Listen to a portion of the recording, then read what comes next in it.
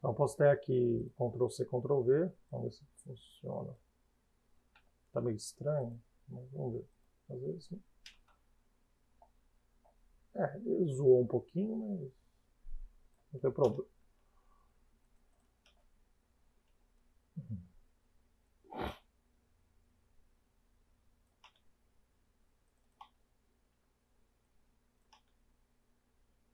Ok?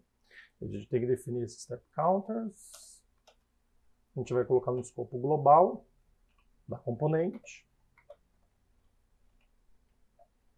E aqui no start eu vou chamar, né? Por exemplo, o translate count e passar um valor. Ok?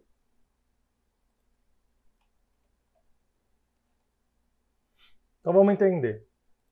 Estou definindo a minha função. Eu poderia colocar essas duas instruções aqui no start diretamente? Poderia. A questão novamente. Em algum momento, em outro lugar do código, eu posso estar repetindo essas duas instruções. Então, novamente, reaproveitamento. Então, se eu repito muitas essas instruções no meu código, eu posso pegar essas instruções e, vamos dizer assim, gerar um comando que chame elas. Exatamente a ideia da função é essa, a ideia principal, né? O reaproveitamento e a organização do código. O interessante, na verdade, é que essas instruções, o conjunto dessas instruções, tem uma funcionalidade, inclusive vai ajudar você nomear a função, o nome que você vai dar à função. Então, aqui, ó, translate and count, ou seja, transladar e contar. Tá? Então, a gente já está adiantando. Esse translate eu comentei com vocês. Então, transform.translate, a gente já vai falar um pouquinho dessa palavra transform, mas pensa o seguinte, que esse transform.translate é um comando onde eu tenho que passar o quanto eu quero que o objeto de jogo que tem essa componente deslocar na direção X, na direção Y, na direção Z. Ok? Então, ele vai deslocar de 5 unidades, o unit, 5 metros, por exemplo. E adicionar 1 no contador. Ok? Então, essa é a ideia. Generalização em que sentido? Eu quero deixar em função desse step size.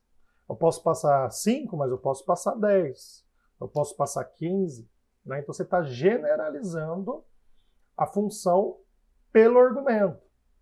Tá? Tem um argumento ali que ou argumentos que você quer deixar flexível. Então, essa também é um outro objetivo da função. Ok?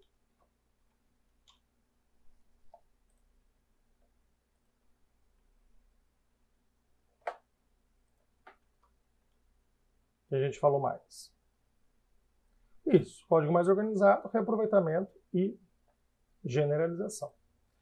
Então, no momento que eu chamar, eu posso chamar ela várias vezes pelo nome completo. Como a gente chama pelo nome completo?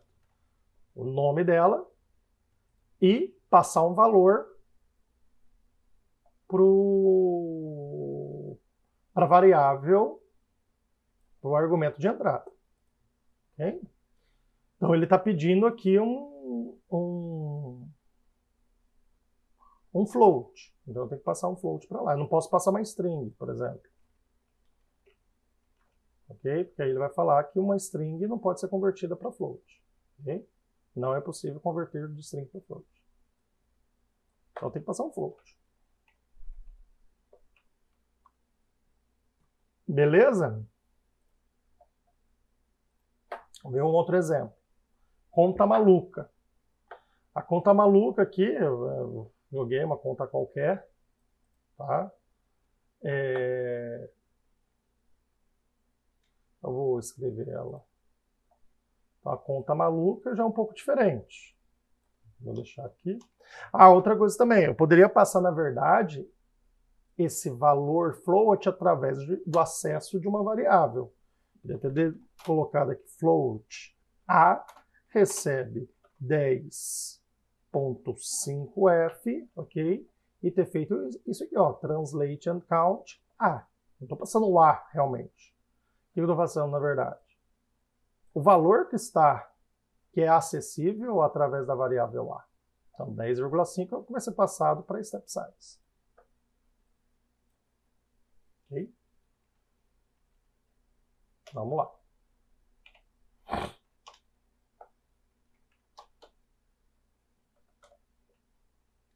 Então, vou fazer aqui a tal da conta maluca. E ela vai receber 2 valores, correto? 2 inteiros. Int A e int B. E vai retornar um inteiro. Então, vai fazer uma conta com esse A e B. A ideia dessa função é ela fazer uma conta com A e B e retornar inteiro. E aí eu falei aqui é uma conta maluca. Vou criar um int C. Vou pegar... Opa, no iterator não. Int C. A vezes B mais 10 vezes 15A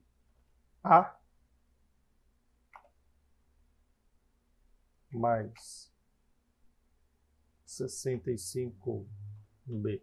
Sei lá. Já põe em evidência algumas coisas aqui, mas é só para fatorar um pouco melhor, mas só para mostrar. Return. Apareceu uma palavrinha nova.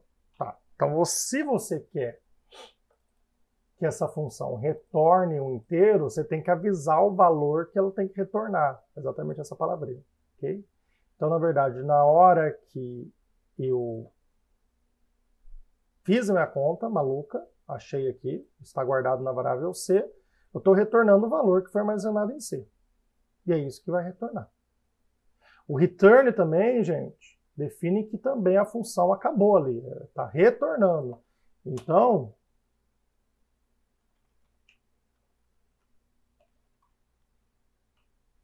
você viu até que o Visual Studio aqui colocou num cinza meio clarinho, né? Falando que isso está acontecendo porque o código está inacessível aqui. Porque o return é um ponto de saída. Então, na hora que ele encontrar o return C, ele sai da função. A função acaba de ser executada. Então, essa parte aqui não vai ser mais executada. Isso é importante a gente falar também. Ó, vamos colocar aqui no start. Translate em count. Depois eu vou pôr um print levers. E vou chamar a conta maluca pelo nome. Conta maluca. Vou passar 2 valores, porque eu preciso aqui, ó, int A e int B, então eu preciso 2 valores. Para o A eu dou 2 e para o B eu dou 4. Lembrando que toda instrução, ponto e vírgula no final. Tudo bem, ele não vai dar erro aqui na chamada da conta maluca, mas ele está retornando inteiro. E a gente está perdendo esse inteiro aqui no escopo do start. Ele está retornando, mas ninguém está pegando esse valor. Então, vou falar para alguém pegar. Int.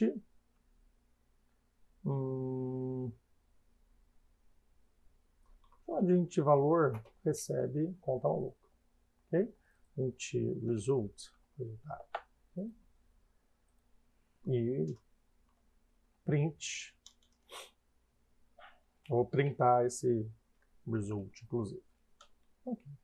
Então isso é bom a gente ver só para entender um pouquinho sobre como as coisas estão sendo executadas. Então o start ele vai ser chamado automaticamente, né, pelo unit, antes do primeiro quadro do jogo ser executado.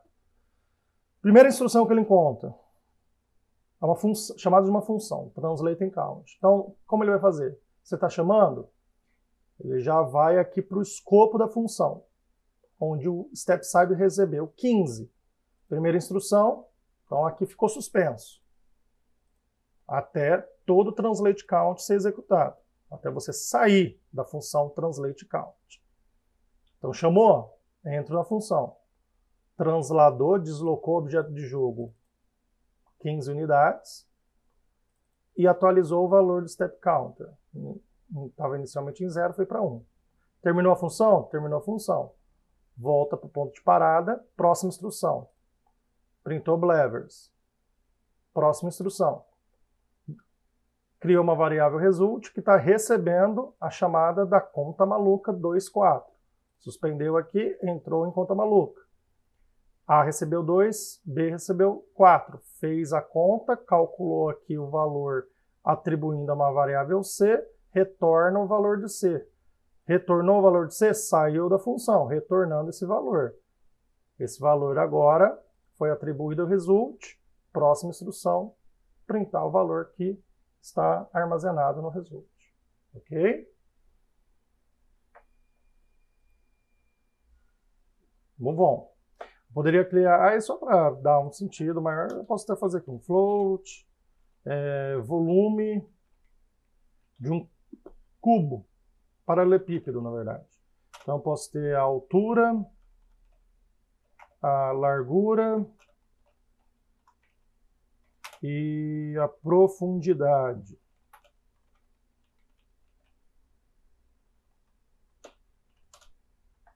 Aí eu crio aqui um float, vol, recebe a altura, vezes largura, vezes a profundidade. Fórmula do volume de um paralelepípedo. E retorno vol. Aí eu posso aqui no start, depois do print result aqui, float, vol. Vou chamar de vol também, não tem problema. Vol recebe volume e passo a altura, a largura e a profundidade. Okay? E posso printar depois. Lembrando que esse vol aqui não é esse vol aqui, ok? Esse vol aqui existe no escopo do start, e esse vol aqui só vai existir no escopo do volume, ou seja, quando eu chamei volume, foi criada uma variável vol, retornou o valor que foi armazenado nesse vol, quando termina, inclusive essa variável vai ser desalocada. Tá? Então ela só existe aqui no escopo dessa função. Assim como essa só existe também no escopo, no contexto dessa função.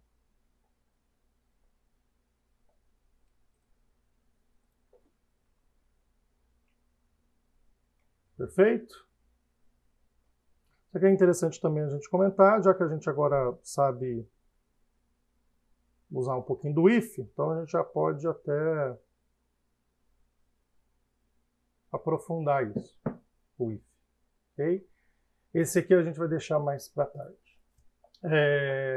Input get key, input.getKeyDown, input get key up, get axis, get axis home. Então a gente pode estar acessando informações de entrada do jogador. Então, ó, novamente, dá pausa aí no vídeo, nos momentos corretos, e vocês podem estar editando aí, copiando e tudo mais, tá? Eu já vou remover.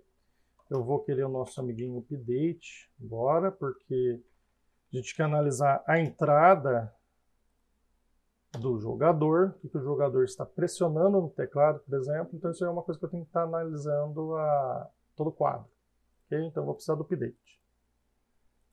Então, só para vocês terem uma ideia, a gente vai usar o print já, né? Então o Diogo falou que tem um tal de input, né? .getKey. Vou pegar o getKey, porque eu tenho getKey, getKeyDown, getup. Então vou pegar o getKey primeiro e espera um argumento tal de keycode. Eu vou pôr ó, keycode, o Visual Studio está me ajudando, ó, keycode, ponto, e eu posso selecionar a letra. Letra B, por exemplo, letra G. Ou letra A mesmo. Ponto e vírgula. Então eu vou mandar imprimir. Vamos ver o que isso acontece. A gente sabe que ele retorna um booleano.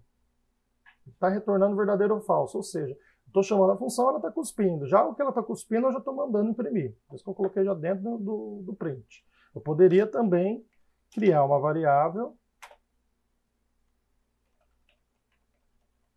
que recebe esse valor e eu imprimo, na verdade, o pressionado. O valor que foi atribuído ao pressionado. Okay? Tanto faz. Isso que não é, a gente pode entender como uma igualdade, então a gente pode extrapolar dessa forma. No lugar, se isso é igual a isso, então estou abusando um pouquinho aqui da semântica, mas posso fazer isso. Okay? Vamos lá.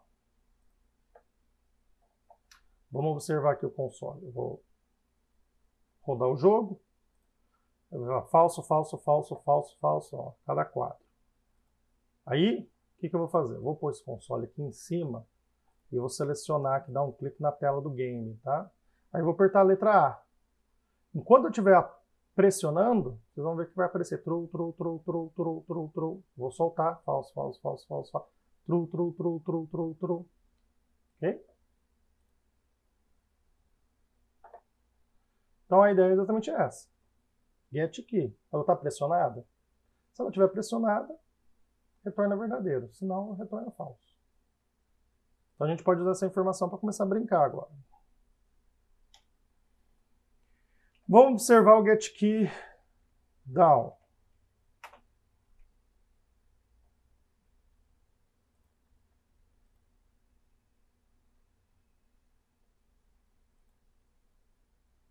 Falso, falso, falso, falso, falso, falso, falso. Vou apertar uma vez e vou dar display aqui. Vamos ver se eu caço esse true aqui. Então vão, na verdade, observar que apareceu um true apenas. Quando eu pressionei a tecla A, surge um true logo seguido de falso. Ou seja, o get key down, ele emite só um evento de true, né? Ele vai só dar um aviso de verdadeiro, que é exatamente o início do evento que você pressionou uma tecla. Okay? Início do pressionamento da tecla. Okay? E o get key up é a mesma ideia. Quando você liberar a tecla, ele vai retornar um true único também. Ok? Então essa é a diferença. Então para você ter, na verdade, vários eventos trues com get key down, você sempre vai ter que soltar a tecla e apertar novamente. Então você pode usar, por exemplo, o pulo, né? Você não quer que fique pressionando, ele fica pulando louco a toda hora. Você quer que o jogador tire o dedo e pressione novamente. Então talvez aí seja interessante o get key down. Agora uma metralhadora, que aí você quer que fique pressionando, fica tirando infinitamente, aí o get key. Okay? Então vamos brincar um pouquinho. Ok? Eu vou criar aqui uma nova cena. Ou eu posso estar removendo isso aqui também, tá? Então, a cena que a gente cria, a gente pode criar num arquivo e criar um novo aqui, layout do nosso mundo, né? Um outro mundo com outro layout. Então, eu posso fazer isso, ó, clicando New Scene. Tá vendo? Ele limpou. Vou dar um Ctrl S. Salvar essa nova cena aqui na pastinha Scenes. Vou chamar de cena 2. Então, se você quiser a cena antiga, vou aqui em Asset, Cenas, Scenes, dou um duplo clique aqui no Sample Scene. Tá? Abriu. Não, agora eu quero a cena 2. Dou um duplo clique aqui. Ele avisa aqui, ó, em cima. Cena 2.unit. Sample Scene. Ou ele avisa aqui no próprio hierarquia também as cenas que estão abertas. Cena 2, Sample Scene. Okay? Vou aqui na cena 2.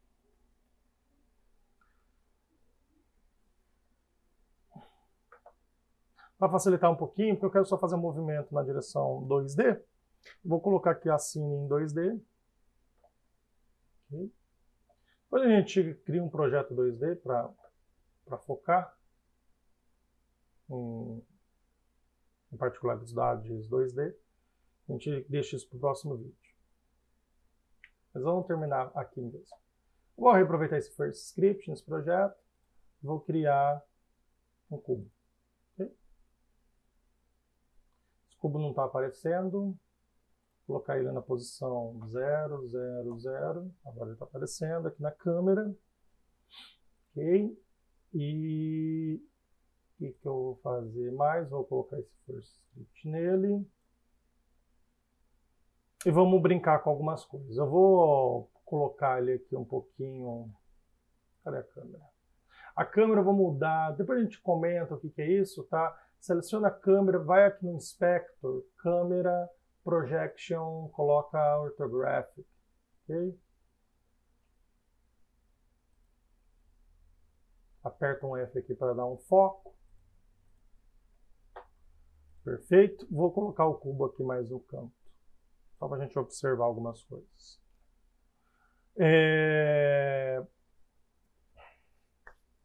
Comentei com vocês do transform.translate, passando 3 valores, x, y, z, todos floats. Okay? Vou colocar aqui um valor bem pequenininho na direção x, 0 em y, 0 em z. Ou seja, o que eu estou falando? Isso aqui não é nova posição. Na verdade, ele está falando que vai transladar, ele vai deslocar a partir da posição dele atual, 0,1 unidades do unit. Podia ser 0,1 metros. Vamos ver o que acontece.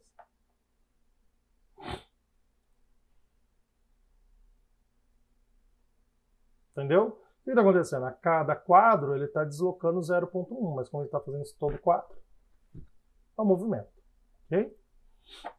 Uma coisa que eu posso brincar aqui e conversar com vocês é que esse valor 0,1 é problemático colocar dessa forma. Por quê? Porque depende do número de quadros. A percepção de velocidade depende do número de quadros que está sendo gerado. Ou seja, imagine o seguinte, que num segundo, o seu computador, 60 FPS, gera 60 quadros. Ou seja, 60 vezes vai chamar do update, 60 vezes vai ser realizado esse translate. 60 vezes 0,1 dá 6, né? Então ele vai deslocar num segundo 6 unidades. Se fosse agora num computador com metade, 30 vezes 0,1, 3 unidades. Então uma vai você vai estar percebendo uma velocidade de 6 unidades por segundo, em outro 3 unidades por segundo. Então está dependente do computador a velocidade do deslocamento aí do nosso cubo.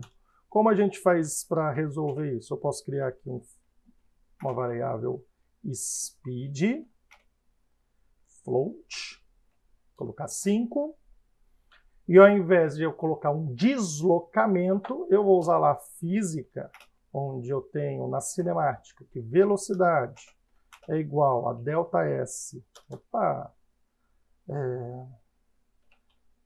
Vou escrever ΔS dividido por ΔT, ok?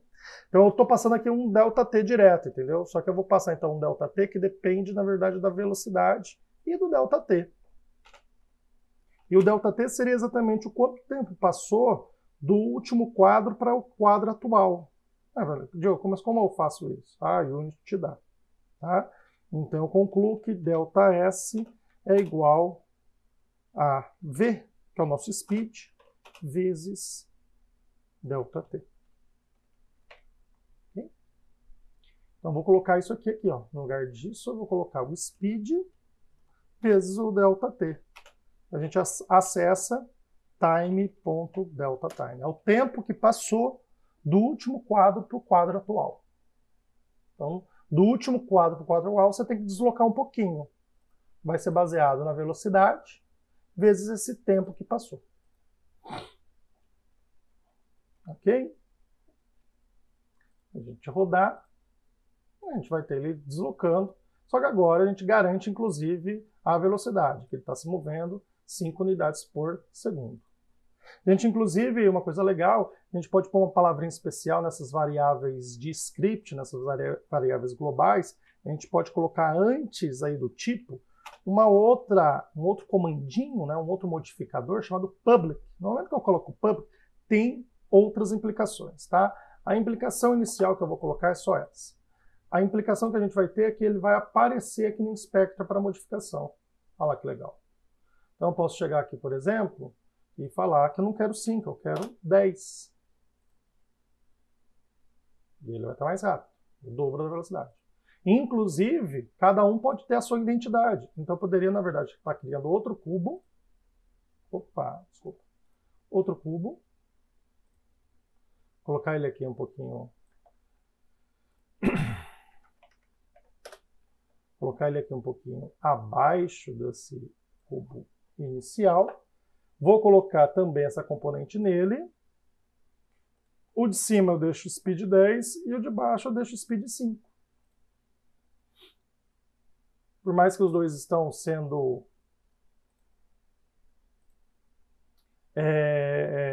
controlados aí pela mesma lógica, cada um tem a sua componente, ok? Então, cada um vai ter o seu speed.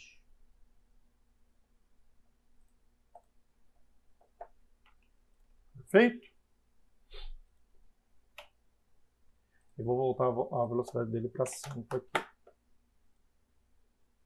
Então, beleza, ainda não é legal, ele está sempre se movendo. Eu gostaria, na verdade, que ele se movesse só quando eu apertasse alguma coisa. Só quando eu pressionasse alguma coisa. Então vamos ver como faz isso. Então, ó, se eu estiver pressionando alguma tecla, eu quero executar o translate. Mas só se eu estiver pressionando uma tecla. Se eu não tiver, não é para fazer nada. Então, o que a gente vai fazer? A gente vai falar que vai existir um se, e essa instrução vai dar dentro desse se. Então, se, de alguma forma, vou fazer agora a condição aqui, se, tem que ser algo verdadeiro ou falso aqui, tem que ser um resultado booleano aqui.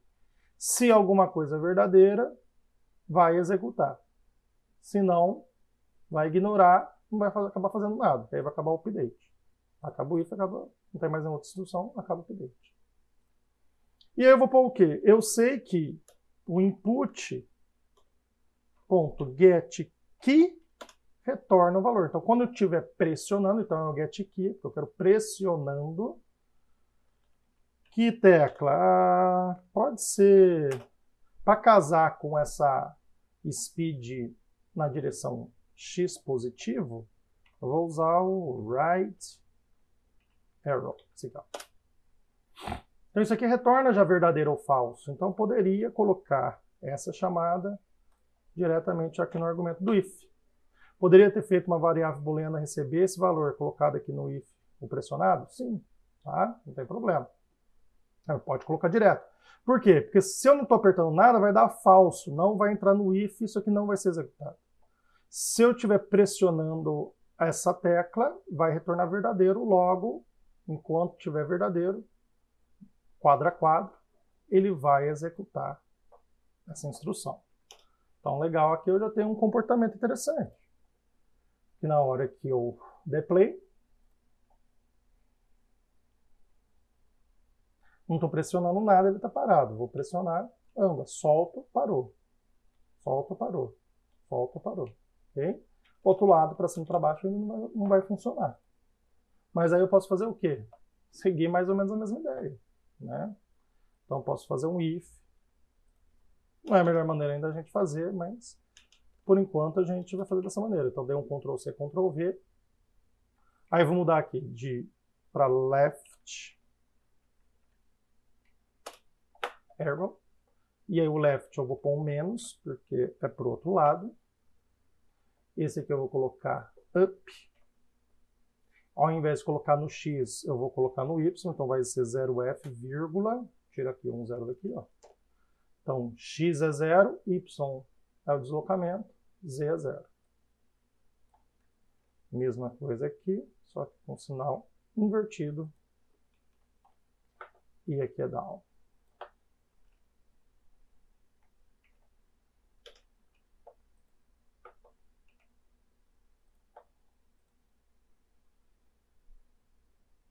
Se eu testar, ok, já consigo ter a movimentação já em toda a região. Legal, né?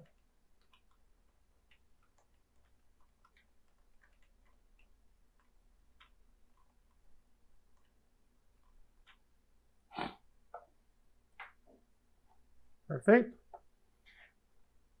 O que é interessante também, então novamente, copiem e dá um pause no vídeo, que eu vou já remover tudo. Vamos finalizar. O que é interessante também é utilizar o getAxis, ou getAxis raw. Se eu der uma olhada, input.getAxis, ou axis raw, eu vou passar uma string, ou a palavra horizontal com H maiúsculo, entre aspas duplas, ou vertical, ok? O horizontal, ele vai retornar para ti o quê? Um float. Ambos, perdão, o getAxis sempre vai retornar um float.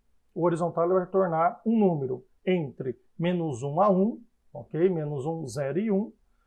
Quando você pressionar ou não as teclas para a esquerda, para a direita, ou A e D. Ou seja, se você apertar o A ou a seta para a esquerda, retorna -1. Se você apertar o D ou a seta para a direita, retorna, perdão, o A e a seta para a esquerda, -1. O D e a seta para a direita, +1. E se você não apertar nada, 0. Então ele retorna um float. Isso torna bastante interessante, porque eu vou falar para vocês por quê.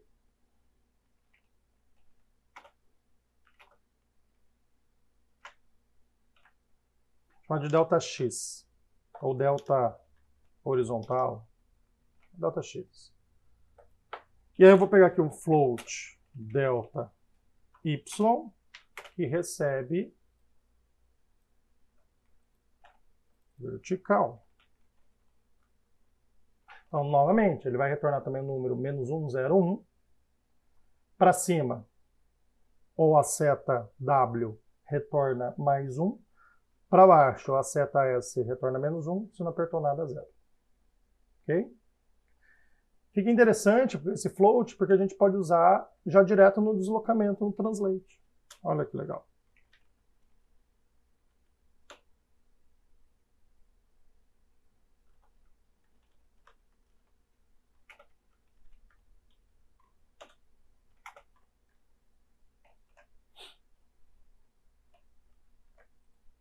E aí eu posso falar, bom, isso aqui é um número, se eu apertar para cima, eu vou pegar um dos números, né? 1. Se isso aqui tem um valor 1, eu não quero que desloque de 1, eu quero que desloque de speed vezes time.deltaTime, porque 1 vezes qualquer número é esse número. Então, 1 vezes speed de time vezes deltaTime é speed vezes time.deltaTime. Vai colocar esse valor exatamente aqui. Se for -1, vai ser esse valor com menos na frente. E se for 0, qualquer coisa vezes 0 vai dar 0. Então vai zerar, vai ser 0, não vai se mover. Então a gente economiza todos aqueles ifs. Vou colocar a mesma velocidade aqui na direção y também. Okay? E a mesma lógica aqui no ΔY. Perfeito? Então na hora que eu ver, vai ficar sem aqueles ifs, de maneira um pouco mais sintética, né? Sintetizada. Beleza? Ok, pessoal? Então, no próximo vídeo a gente vai ver um pouquinho mais esse transform. Vou discutir um pouquinho o que ele é, de onde ele vem, e falar de componentes e as outras componentes. Então, se transformar componente, a gente já comentou um pouquinho sobre isso. Então, a gente já está acessando, mas eu vou deixar mais claro isso. E que a gente também pode estar pegando outras componentes também e brincando com isso. Até a próxima aula.